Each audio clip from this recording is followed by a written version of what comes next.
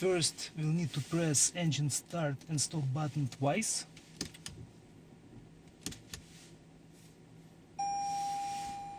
Then you will have to press the brake pedal, because if you try to disengage it by pressing only the button, it won't allow you to do that.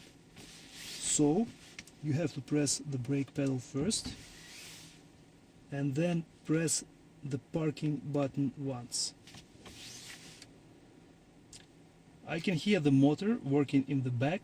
It means that the electric parking brake has been disengaged.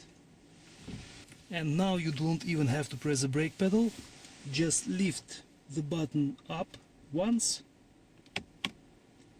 and that's it. I can hear the motor working in the back again. It means that the electric parking motor has engaged and the service is complete.